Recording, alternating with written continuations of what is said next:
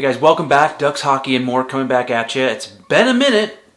Sorry about that, but we're back. We're going to talk about the Anaheim Ducks in this video and this amazing 6-4 start and break down some of the player stats and just talk about it in general. You're not going to want to miss this one, I promise you. Stick around.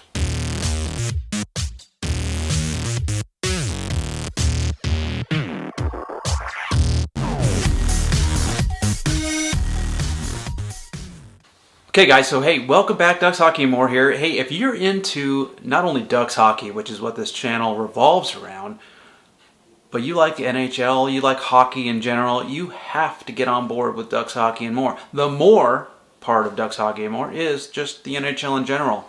But this is a Ducks Hockey focused channel because I am a huge Ducks fan and I love talking about this team. So hey, get on board. If you haven't already, subscribe, smash the like button. Let's do this and blow this channel up, okay? So let's dive into what this episode is all about, and that's just the Anaheim Ducks' amazing 10-game start, okay? Kind of unbelievable. I mean, as a Ducks fan since 1993, before they even dropped the very first puck, okay? I'm just a huge Ducks fan, and watching the team struggled in the last few years, not make the playoffs for the last 5 years. You know what I mean? It's been rough, but every team goes through this, right? It's just part of the process of having a franchise. I don't care what sport it is. There's going to be some rebuilding. There's going to be down years. So we're in one, right? And we have been in one until this year. And it is early, so I don't want to put my foot in my mouth yet. But I will tell you that things are looking really good compared to last year.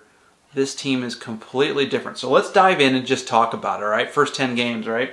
I wrote on my notes, are you effing kidding me? Because this team is absolutely blowing expectations out of the water. And it is amazing. I mean, they started off the season 1-4, which is kind of what we all expected, right? They were competitive, which is what I wanted to see. We wanted to see a more competitive team, a tougher team to play against, and they started off 1-4. They got a win at home against Carolina, you know, and it was like, all right, you know, what did you expect, right? So they go on the road. Here we go, right? I'm thinking, okay, they're going on a tough road trip. They've got some tough teams to play. Chances are we're probably going to come back with a pretty bad record, right? But no, the Ducks won all 4 games in their road trip to basically come home with a 5-4 record. They were 1-4, came home from a 4-game road trip, 5-4. Unreal. First game at home against Arizona. We all probably saw that one if you're a Ducks fan. Another nail biter, another, amazing game that they again won in overtime. So this team has shown that they are resilient, they will not back down, and they will not stop, which is huge. Huge. Okay, you're never going to win hockey games if you just give up at some point, right? Which was kind of what we saw last year, a team that just kind of gave up. Look, last 5 games have been amazing. They really have. They're on a 5-game winning streak right now, the Anaheim Ducks are.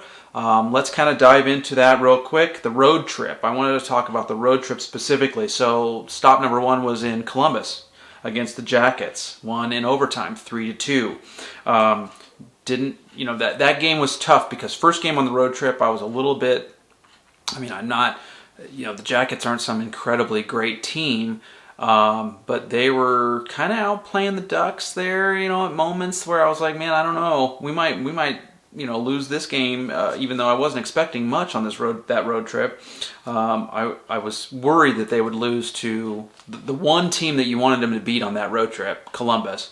I was worried they might lose, but they did not. They won it in overtime. Now, something important in that particular game that I want you to just touch on real quick, Trevor Zegras, okay? He was benched the entire third period by Cronin.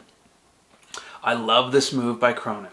Love it, okay? I've talked about it in previous videos. If you're a Ducks Hockey and More regular subscriber and you watch me, you know that I am a big fan of Zegras, but I'm not a big fan of his immaturity and irresponsibility with the puck at times.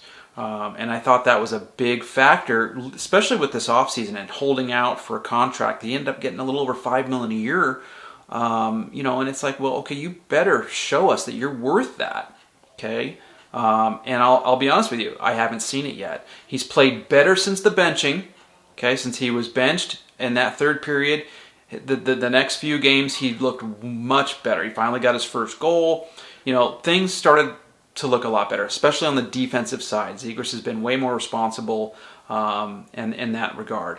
He did take a slashing penalty in a game. I forget which one it was, but that was kind of rough to watch. That was that immaturity peeking through again. But the benching of Zegras by Cronin sends a message, not only to Trevor Zegras, which he responded, and he's done much better, but it sends a message to this team.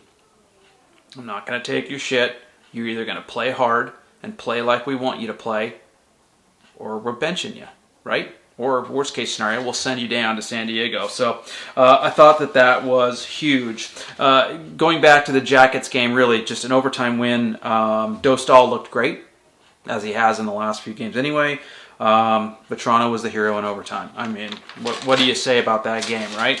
So we pull one out. Then it's Boston time, right? Boston. So I'm thinking, okay, Boston's it's in their house. This should be where the Ducks kind of realize that they're just not there yet, right? One of those, you're not ready yet for the big boys, if you will, type of game. But they were resilient. This game was very much competitive all throughout, right? And it got down to the third period, and the Ducks were down by a couple goals, but they came back. They did not give up. They kept pushing hard. He didn't record a point, but this is Zegras we're talking about. He didn't have a point in that game, but he had 6 shots on goal. This is the game after he got benched. 6 shots on goal. He was a huge puck hound, created a lot of turnovers, kept the puck in the offensive zone so the Ducks could eventually score and tie this game. Okay, because they eventually sent it to overtime and won it in overtime. I don't know what to tell you. Gibson looked really good in that game. I know that he's injured now, but he looked really good in that game. He got his first win in the Boston game. Carlson, who we'll talk about a little bit later here, you got to stick around for the individual player stuff. But hey, Mac T gets the overtime winner from Carlson too. Anaheim outshot Boston in that game too, 32-30. Big difference. I mean, you guys have to go back and look at last year under Dallas stupid ass piece of shit Eakins. Okay. This team gave up a ton of shots and didn't get any shots through. That's the big difference you're seeing right now. You're also seeing just better defensive play from the forwards into the defensive players as well. Our defense is a totally new look team. Some young guys, some experience was brought in, and the defensive systems and play, not only from the forwards but the defenders themselves, shows why we have the record we have. We'll get into that more. Then it's the Flyers, right? Philadelphia was off to a great start. Okay, smoking hot start, Philly. So we go into Philly, beat them 7-4. Frank Vatrano nets a hat trick. 7 goals, guys. We put up 7 goals. Now, yeah, Flyers had a bad night, but the Ducks pushed hard, put up 7. Zegras got his first goal of the year in that game. Henrique and Ryan Strome also did very well. Philadelphia did outshoot us in that game 31-25, but again, we limited them to 30 shots, low 30s, not this 40, 50 goals against, which is what we were doing last year. We were never giving our goalies a chance to keep us in the game and so we could actually win a game, right? That was the biggest problem. All right, so anyways, there's number 3, third win on that road trip. Then Pittsburgh, okay? Pittsburgh, we win 4-3. Dramatic. It wasn't overtime, but last minute of the game, Mac T jumps out of the penalty box, gets a feed, boom, puts it in the net. Mason McTavish, I've talked about it before. I love this kid. I think he could be the future captain and future leader of this team. I really do. So anyways, Pittsburgh, we win 4-3. Mac T gets it, and it was a shorthanded goal because we were just killed a 2-man advantage for Pittsburgh. Then it went to a 1-man advantage. He broke out of the box. Unbelievable. Come home. Game 1 now at home. Arizona. Rematch. Okay? Rematch. Arizona's a tough team. They're fast. They're shifty. They've got a lot of new players that have made this team very competitive. Similar to the Ducks in the sense that we've added some players and we are now way more competitive. So is Arizona. I think they're surprising a lot of teams, including myself, but they're surprising a lot of people in the NHL right now. Arizona is. Terry gets a hat trick, wins it in overtime. Again, Leo Carlson was involved with this game. Mason McTavish was in this game. This was huge, huge. Come home after all that, looking a little sluggish, maybe not get, we're home now, but pulled it out. Win the game. 5 in a row, people. All right, so that's the last, where we're at right now. We're 6-4, okay? And today is Sunday, just so you know, and hopefully this will go up before the game starts today. But either way, there is a game tonight. Vegas is coming to town. Okay, Vegas is coming into our barn, and this is going to be the true test. Vegas is they're the Stanley Cup champions, defending Stanley Cup champs, and they are off to an amazing start to this season, pretty much undefeated. They've got one overtime loss or something like that. That's it. They're smoking everybody right now. They just beat Colorado. I want to say it was 7-0. They blanked them. Now that's huge. That's huge. Okay, so now Vegas is coming to our house. Okay, coming to the Temple, the Honda Center. This is going to be a big test for the Anaheim Ducks. I feel like it could go either way, obviously, just like any given night. But the Ducks, if they can beat Vegas at home tonight, that's going to send the ultimate message, not only to Vegas, but the rest of the NHL, that this is no joke. This 6-4 start, this 5-game winning streak is not a joke.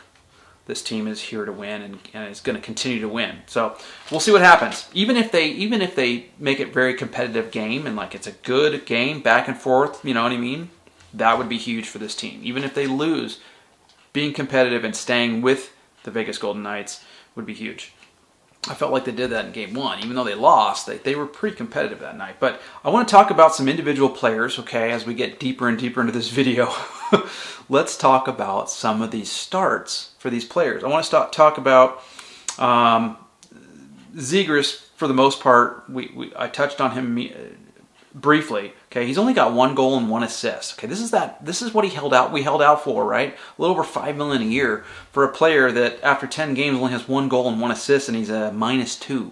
He was I think he was even at 0 before the last few games, but now he's a -2 in these 10 games. So I'm sorry, but that's not a $5 million contract guy. Sorry, it's not. He needs to play better. Imagine if Zegras starts playing better and starts assisting and getting, think about, we're already winning games. Think about if he gets going and if that first line really gets going. Man, come on, Zegras. Get your shit together. Let's go, okay? I don't even want to talk about him that much because it's stats are caca, really. He has played better defensively since that benching, but that's it. Let's go, Z. Let's go, man. Leo Carlson. Let's talk about him. I know there's been a lot of talk about how they're, the whole Verbeek is only playing him 2 games a week or whatever the case may be. Hey, you know what? If we want to protect him and ease him into the NHL level and the grueling 82-game schedule, then so be it. So far, so good. Every game that Leo Carlson plays, he's a factor in that game. Whether he puts points up or what, he is a factor in that game. Leo Carlson is the real deal.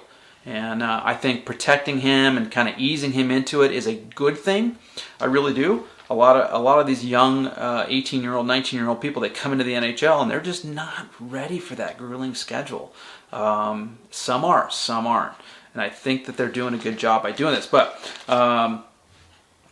Leo Carlson, he is a future star in this league. He's already proving that with the games that he's played with the Anaheim Ducks and the impact he has in those games. Total stud.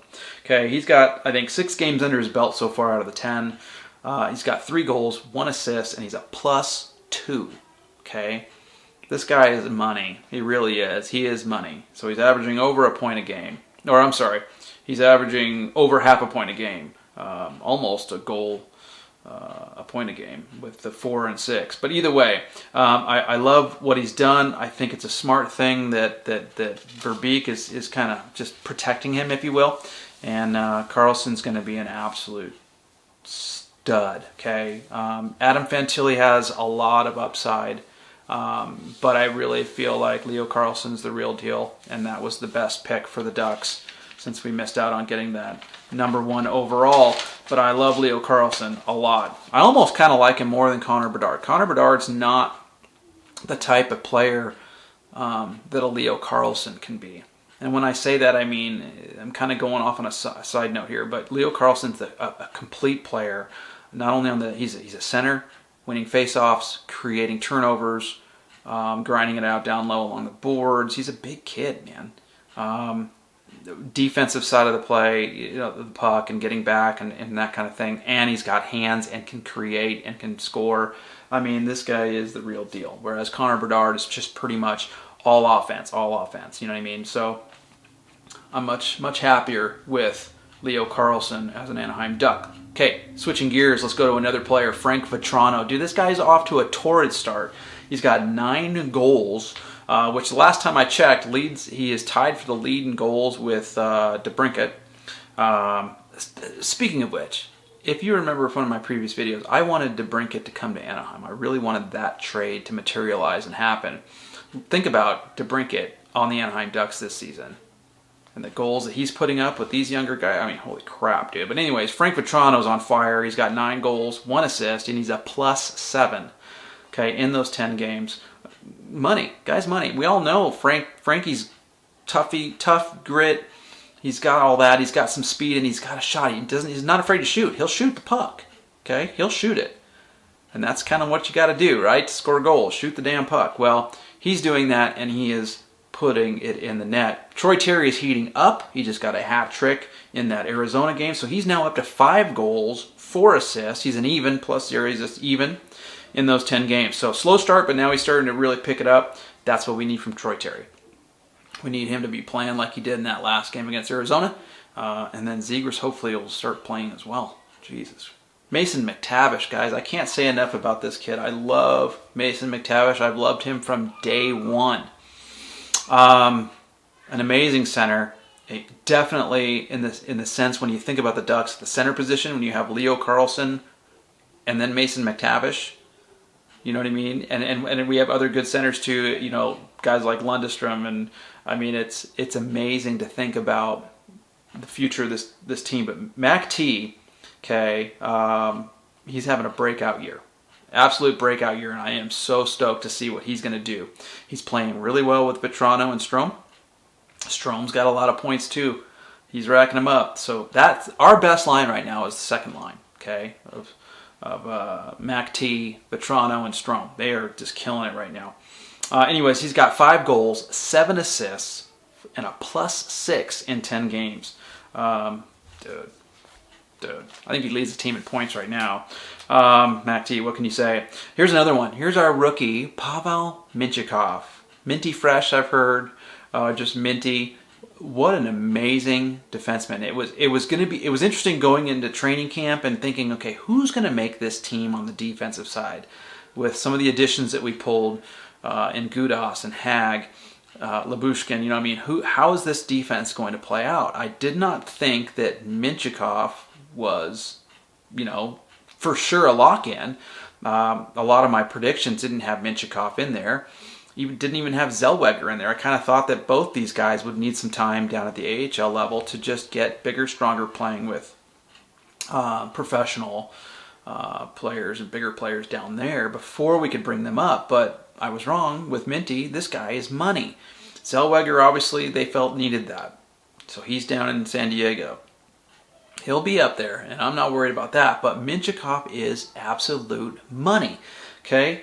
Not only does he just... He takes the body. He's physical. He can skate like great. He sees the ice so well. I mean, this kid is amazing. At 19, future Duck star. Absolutely. Future NHL star. I could even see Mimikov being an all-star.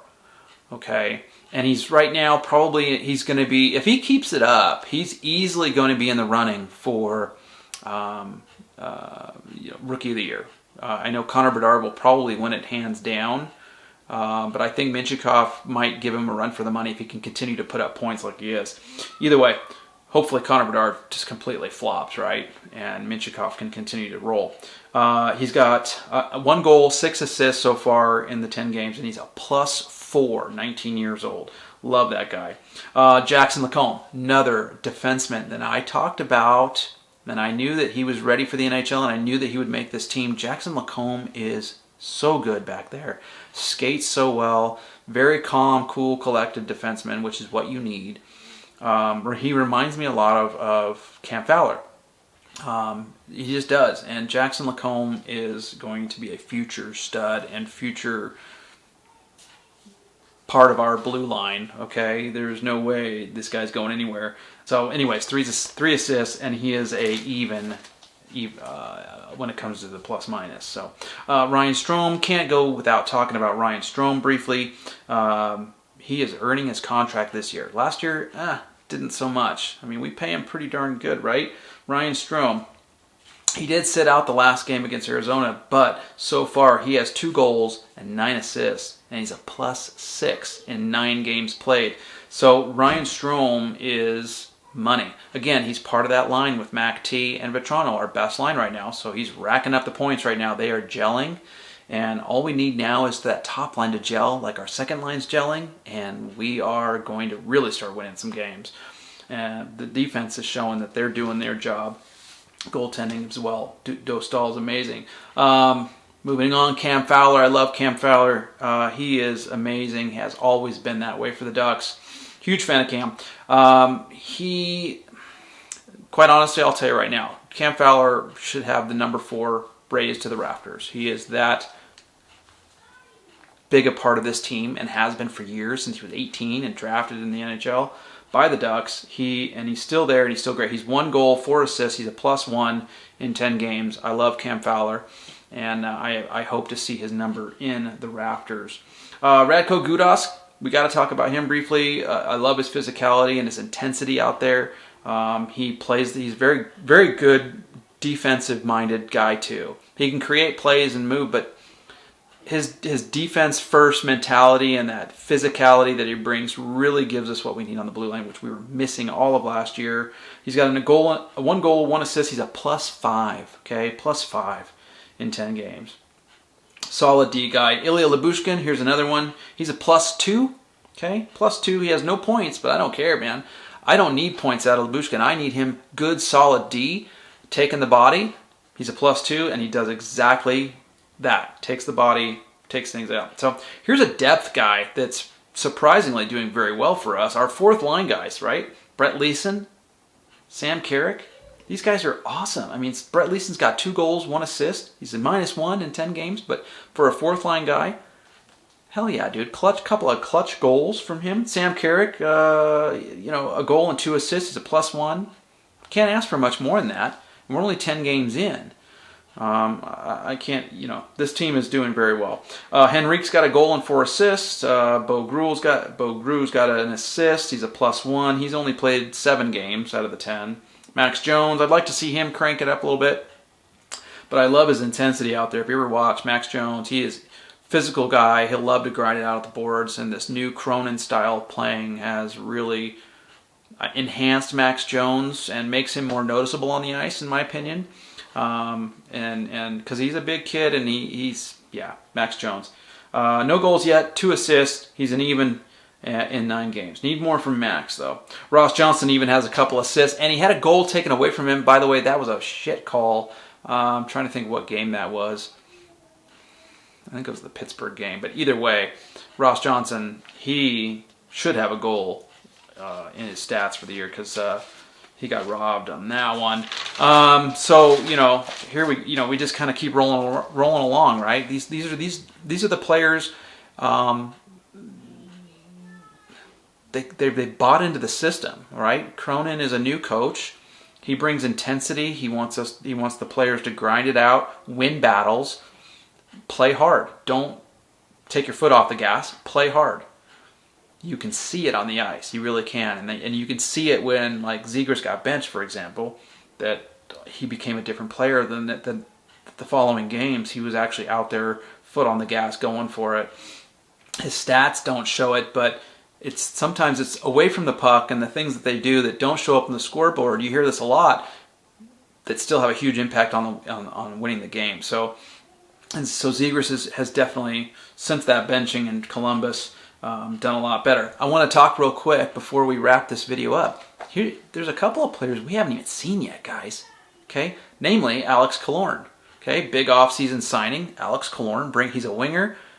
He can bring scoring. He's a good 20, 25 goals at least. Hasn't even played a game yet because of that fractured finger. I think he's due to play tonight, first game back against Vegas at home. So let's see. And if Killorn can step into the lineup and start putting up points right away and create chances and I mean, dude. Holy crap, dude. We're already winning games. Then you add in Killorn, who's been injured, right? Dude. Just saying, okay? Just saying. Jamie Drysdale. Yeah. I don't know what to say anymore. I love Drysdale. He's a great defenseman, but man, is he injury prone. He's injured again. He's on IR again. Hopefully he gets back and stays healthy. Again, we just signed this guy, and we need you on the ice, man. Holy crap. Come on, Drysdale. Brock McGinn still hasn't played a game for us yet. Here's a guy is a depth guy that brings a lot of intensity and energy and even a little bit of scoring touch. So Brock McGinn, it'd be nice to see him in the lineup. That would be really good. And then just recently we called up Robert Hagg and sent down Stalock back to the San Diego, and we sent Tristan Luneau back to San Diego. Tristan Luneau, another great young defenseman in our system, made the team. Has only played a couple of games though. They sent him down there on a conditioning stint, so I'm not sure what's going on quite honestly with that. But both Stalock and Luneau are in San Diego right now. Robert Hagg, and by the way, since Stalock got sent back down, that means Gibson is ready to play again, is what that means. When Gibson had some injuries, they brought Stalock up, and Dostal was number one. So now that Gibson is probably back, he may even play tonight against Vegas. We'll see. Yeah, that's got to be why, because they sent Stalock back. But Hagg is also back up, and I think that was basically a move they had to make because Luneau was going to San Diego. So will we see Robert Hagg tonight? Probably not, but he's there. They did recall him. Hey, look, I'm just going to wrap this thing up. It's gone long enough, right? Anaheim Ducks, okay? We're off to an amazing start. We're 6-4 in the first 10 games. We've got a huge test tonight against Vegas. But even if we lose this game, if we play hard and play intense, there's no reason why this team should take that as a negative or anything like that. They should just roll with it and keep going. This team is much improved over the last season. The Dallas Eakins era really downward spiraled. The Bob Murray and Dallas Eakins era really just kind of downward spiraled this team into just shit. Absolute shit show. Okay, so it's important to understand that this team is still missing a couple of key components, specifically in Killorn, that could make a huge impact on this team's overall performance every night on the ice. And Zegras still has yet to show us what we saw last year. So there's some things still there that could make this team even better as we move forward. The awakening of Zegras and Killorn coming back in the lineup, and even guys like Brock McGinn. So before we wrap it up, though, I want you guys to get your butts down there and subscribe. Subscribe, smash the like button, and leave me comments. Don't forget to leave me comments so I can discuss this if you don't agree with me and all that kind of stuff. I love getting you guys' comments. It's great.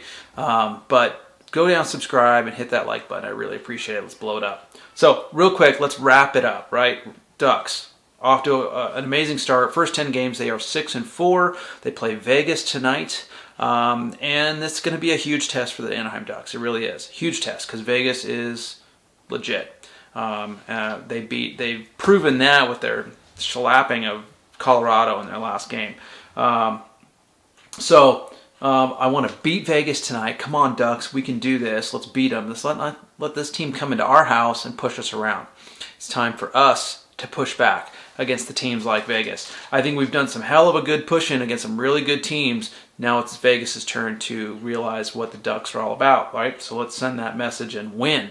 I'm super excited that our systems are showing. Cronin's systems are the players are buying into it. And so you're seeing it on the ice. You're seeing better defensive play. You're seeing reduced shots against, more shots for, more block shots, taking the body, separating the other player from the puck. It's so different. It's so night and day from what we saw last year. It really is. And so the Cronin era has begun so far. I mean, again, it's early. Okay, let's not get ahead of ourselves. But the Cronin era has arrived.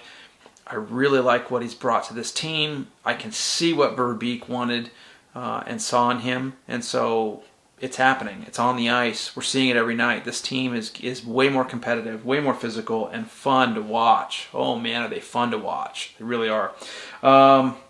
This team's going to be a really big surprise this year. It really is. They already are. If you're a big hockey guy and you watch hockey, YouTube channels, whatever, everybody should know about the hockey guy. The hockey guy's great. I respect and admire him quite a bit. I love that he has such a vast knowledge of hockey, and just like me, and he inspired me to kind of do this too.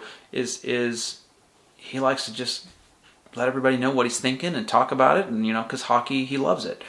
Well, that's how I am too. I love hockey and I love the Anaheim Ducks, so this is my way of expressing it and getting it off my chest and talking about it, right? Go watch the hockey guy. Little plug for the hockey guy. Great guy, great channel. But he just recently came out with his power rankings, I think just the other day on the 4th or something like that. But he's got the Anaheim Ducks, okay, in the top 16 in the power rankings. And it's interesting to see this because that is so not what we expected to see ever this season. Everybody had the Ducks, and it's early, but everybody had the Ducks as another draft lottery team. So bottom 10, getting back into the draft and part of the lottery to see if they get, how high they get a draft pick. Well, I'll tell you right now, the way this team's playing right now, if things continue, this team's not going to be in the draft lottery. They're going to be competing for a playoff spot. There you go. You heard it here first. Ducks are going to be competing for a playoff spot if this kind of play continues. So, thanks for watching, guys. Ducks are kicking some serious ass right now. Vegas is tonight in our barn, so we've got to send a message and try to win one. So go Ducks.